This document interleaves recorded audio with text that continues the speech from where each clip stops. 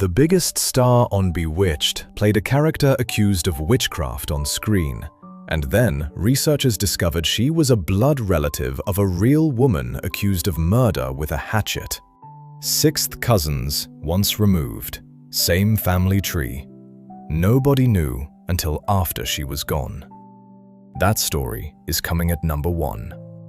We're counting down all 12 stars of Bewitched, then and now, 2026. But first, be honest with me. Who were you sitting next to on that living room floor when that theme song played? Was it your mom? Your big sister?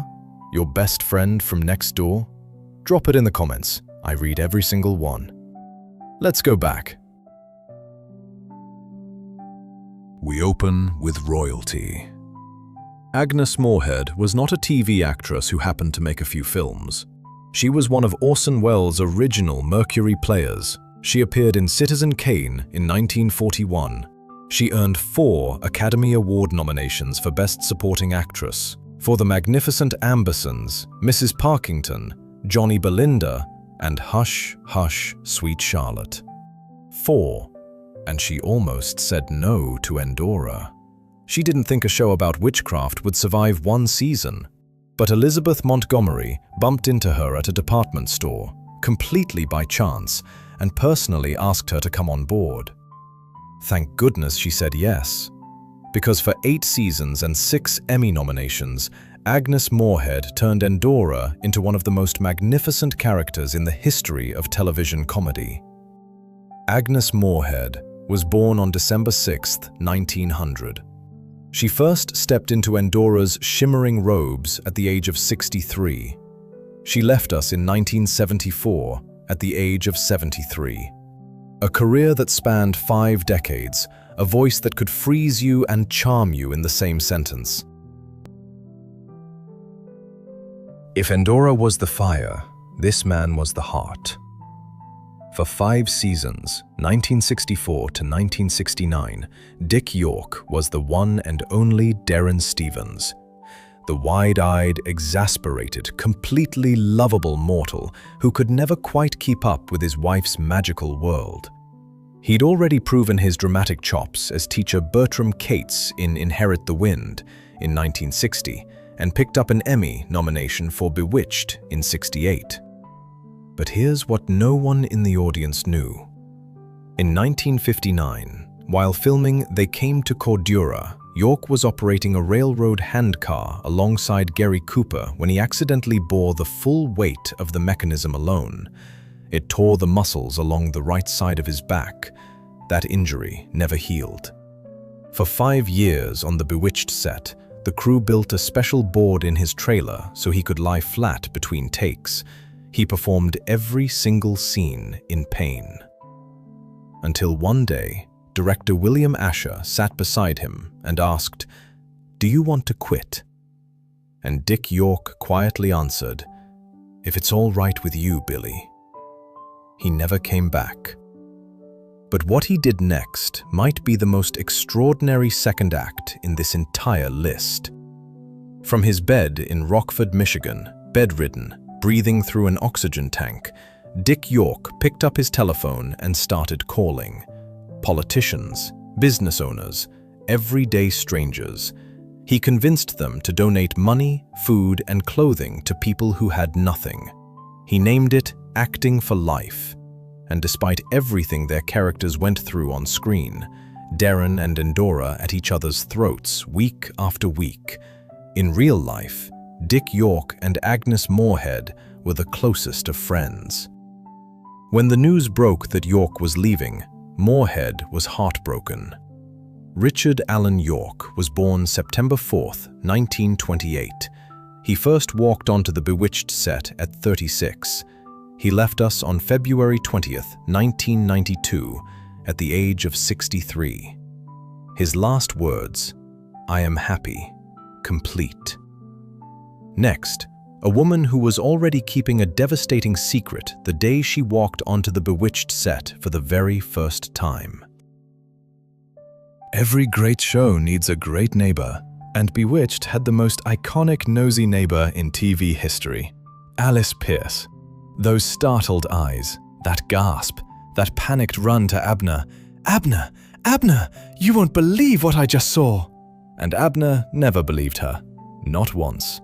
Before she became our Gladys Kravitz, Alice Pearce was a Broadway comedienne who caught the eye of Gene Kelly himself. He was so impressed by her stage performance in On the Town that he personally brought her to Hollywood to reprise the role in the 1949 film, making her the only Broadway cast member invited back for the movie. Now, here is something that changes the way you watch every single one of her scenes. Alice Pearce was diagnosed with terminal cancer before Bewitched even began filming, before the pilot, before the first table read. She knew, and she told no one. She filmed her final episode on January 21st, 1966. Less than 2 months later, on March 3rd, she was gone. She was 48 years old. That spring, Alice Pearce won the Emmy for Outstanding Supporting Actress in a Comedy Series. Her husband, Paul Davis, accepted it on her behalf. Remember that name, Paul Davis, and remember that Emmy, because what happened 2 years later with another actress from this very same show in this very same category is almost impossible to believe. If you smiled just hearing that name, you're not alone. Aunt Clara, the sweetest, most lovably confused witch who ever bumped into a wall, misfired a spell, or showed up uninvited, clutching a bag full of doorknobs. Marion Lorne was 81 years old when she joined Bewitched. 81. But her career didn't start late. It started impossibly early. She debuted on Broadway in 1905. She and her husband, playwright Walter Hackett, co-founded the Whitehall Theatre in London, where not a single one of their productions ran fewer than 125 nights. Her feature film debut came in her late 60s in Alfred Hitchcock's Strangers on a Train, 1951. And here's a detail that will make you love her even more. Marion Lorne collected doorknobs in real life, hundreds of them. The writers didn't invent that quirk for Aunt Clara. They borrowed it from the actress herself. And some of the actual doorknobs you see on screen, those were hers. Marion Lorne appeared in 27 episodes. She left us on May 9th, 1968, at the age of 84. The producers loved her so much that they refused to recast Aunt Clara. The character simply disappeared from the show and was never mentioned again. And now, the moment I told you to remember. 10 days after Marion Lorne passed away, her name was announced at the Emmy Awards, Outstanding Supporting Actress in a Comedy Series. The same award, the same category, the same show. 2 years after Alice Pearce, Elizabeth Montgomery walked to the stage and accepted it on her behalf. 2 actresses, 2 Emmy wins, both from Bewitched, both received after they were already gone. It's one of the rarest occurrences in television history. Engagement anchor number 2. Now, before we move on, I have to ask, between Endora's magnificent stare, Gladys Kravitz's legendary freakouts, and Aunt Clara's lovable disasters, who was your favorite? And be honest, how many of you had a secret crush on someone from this cast? Don't be shy. Confess in the comments below. Speaking of scene stealers, no one on Bewitched walked into a room and owned it faster than this man. Paul Lynde, Uncle Arthur, the practical joking warlock uncle who could get a laugh just by raising one eyebrow. Lynde had already made his name on Broadway as the flustered father Harry McAfee in both the stage and film versions of Bye Bye Birdie, 1960 on Broadway, 1963 on film. And for over a decade, he held down the most coveted seat in game show history, the center square on the Hollywood Squares, from 1968 to 1981. Mel Brooks once said Paul Lynde could make an audience laugh just by reading, and I quote, a phone book, a tornado alert, or a seed catalog. And here is a detail almost nobody knows. Before he was famous, young Paul Lynde was living in a New York apartment building full of struggling actors. They shared a communal kitchen, and one of those actors, a young man whose food Lynde kept stealing from the refrigerator, was a kid by the name of Marlon Brando. Paul Lynde was born June 13, 1926, in Mount Vernon, Ohio. He studied drama at Northwestern University, where his classmates included Cloris Leachman and Charlotte Ray. He left us on January 10, 1982, at the age of 55. Every office has one. The boss who will smile to your face, stab you in the back, and somehow make you like him anyway.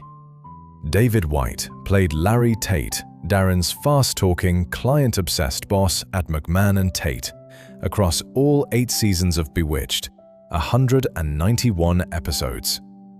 Before Bewitched, White had already built a solid career in film, playing Otis Elwell in Sweet Smell of Success in 1957, and Mr. Eichelberger in Billy Wilder's The Apartment in 1960.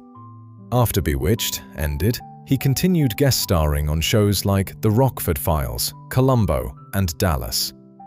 Now, I need to tell you something about David White that has nothing to do with acting, and it may be the most heartbreaking detail in this entire countdown.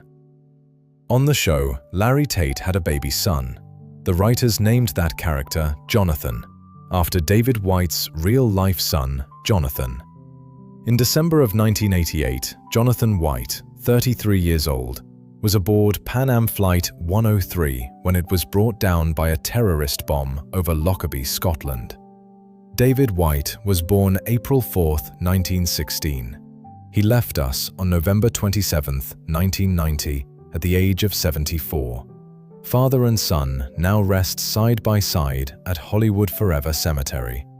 Coming up, the man who never believed his wife, the woman who replaced a legend, and the biggest casting twist in Bewitched history. You can't have Gladys without Abner. George Tobias was the unshakable straight man to the most hysterical neighbor in television. Gladys would come running in, eyes wide, voice shaking.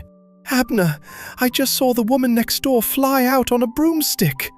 And Abner would just sit there behind his newspaper, completely unmoved. "Sure you did, Gladys."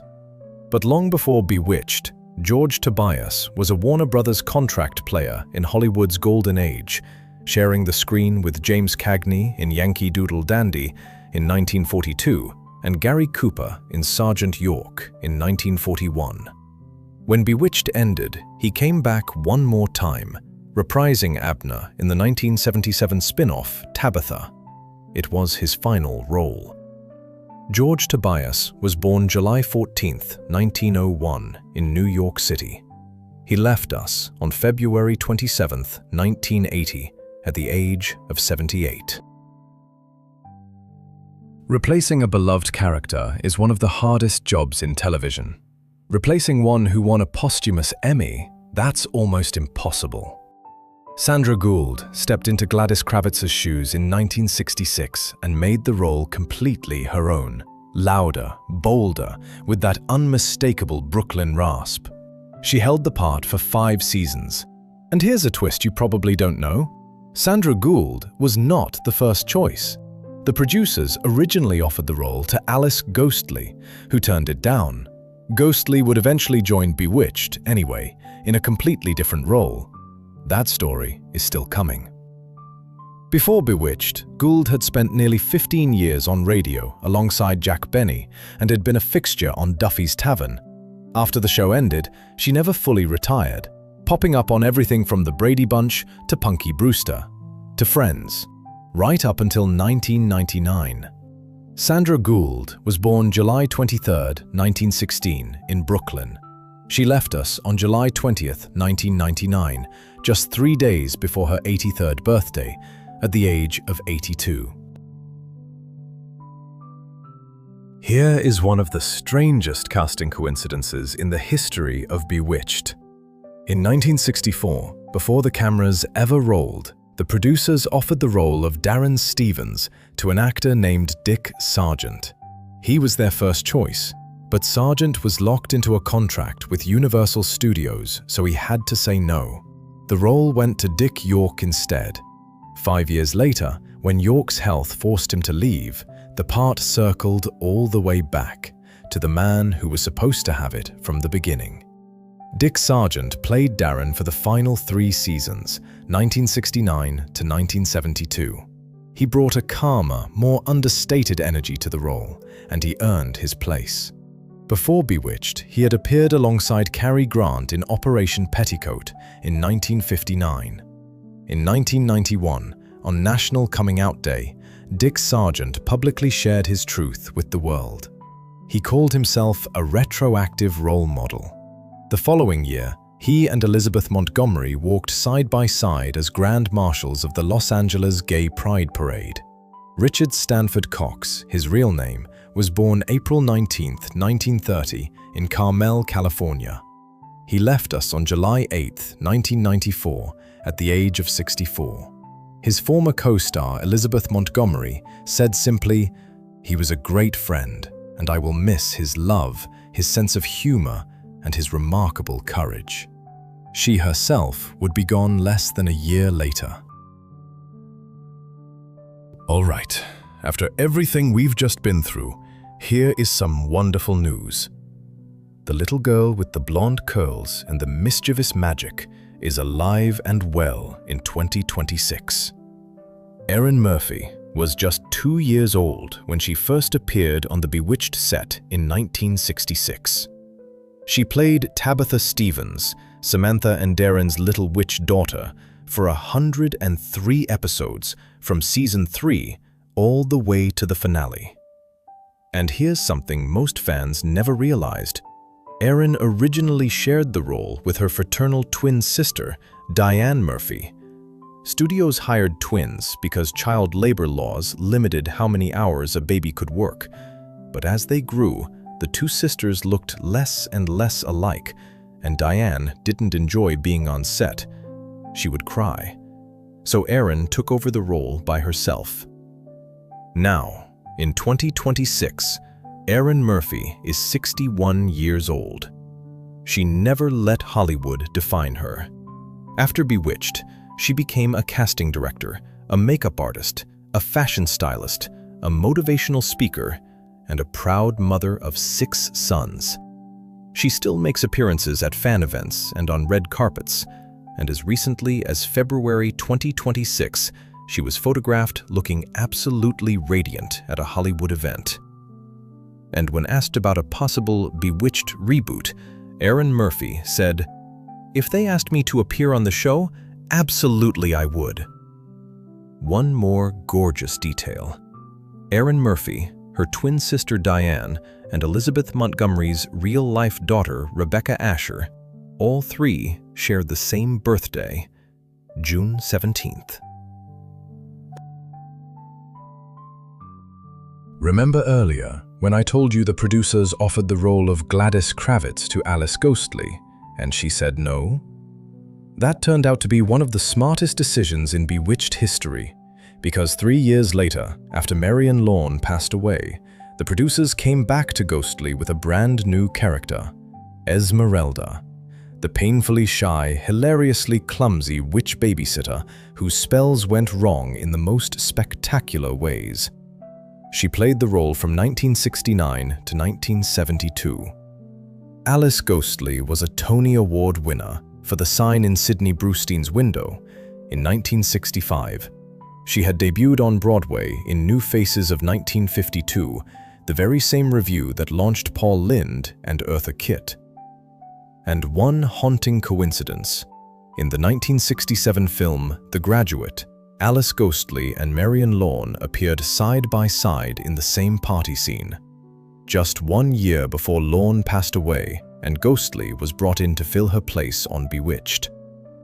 After Bewitched, Ghostley went on to another iconic role, the wonderfully eccentric Bernice Clifton, on Designing Women for 6 seasons, 1986 to 1993.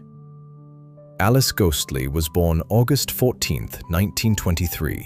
She left us on September 21, 2007, at the age of 84. And here she is, the woman who started it all. The nose twitch, the sparkle, the warmth that reached straight through your television screen and made you feel like everything was going to be all right. Elizabeth Montgomery. She was born into Hollywood, literally. Her father was screen legend Robert Montgomery. Her mother was Broadway actress Elizabeth Allen. She trained at the Academy of Dramatic Arts in New York and spent a decade appearing in over 200 live television programs before Bewitched made her a household name. From 1964 to 1972, Elizabeth Montgomery appeared in every single one of the 254 episodes of Bewitched, the only cast member to do so. She played both Samantha and her mischievous lookalike cousin Serena, wearing a dark wig. 5 Emmy nominations for Bewitched alone, 4 Golden Globe nominations. And after Bewitched, she didn't disappear. She became the undisputed queen of the television movie, earning additional Emmy nominations for A Case of Rape in 1974 and The Legend of Lizzie Borden in 1975. And now, the story I promised you at the very beginning. In The Legend of Lizzie Borden, Elizabeth Montgomery played Lizzie Borden, the Massachusetts woman accused of murdering her father and stepmother with a hatchet in 1892. It was a performance, a role, fiction meeting history. But after Elizabeth Montgomery was gone, genealogist Rhonda McClure made a discovery that no screenwriter could have invented. Elizabeth Montgomery and Lizzie Borden were 6th cousins once removed. Both descended from the same 17th century Massachusetts settler, a man named John Luther. She never knew. Elizabeth Victoria Montgomery was born April 15, 1933, in Los Angeles. She left us on May 18, 1995, at the age of 62, just 8 weeks after her diagnosis. She was the only cast member to appear in all 254 episodes. She was Samantha. And for millions of us, she always will be. Before we go, we pause. Because this show gave us so much joy, and the people who made it gave even more. Of the 12 cast members we've honored today, 11 have left us. Only Erin Murphy, little Tabitha, remains. Alice Pearce. She walked onto that set already knowing what lay ahead and never told a soul. She gave us Gladys Kravitz with everything she had. 1966, 48 years old. Marion Lorne, a career that stretched from 1905 to 1968. 63 years on stage, screen, and television. 84 years old. Agnes Moorehead, from Orson Welles to Endora, a voice for the ages. 1974, 73 years old. George Tobias, the steadiest straight man in the business. 1980, 78 years old. Paul Lynde, a wit so sharp it could cut glass, and a heart bigger than anyone knew. 1982, 55 years old. David White, 191 episodes, and a father who now rests beside his son. 1990, 74 years old. Dick York, he gave us Darrin through unimaginable pain, and gave the homeless a voice from his bed. 1992, 63 years old.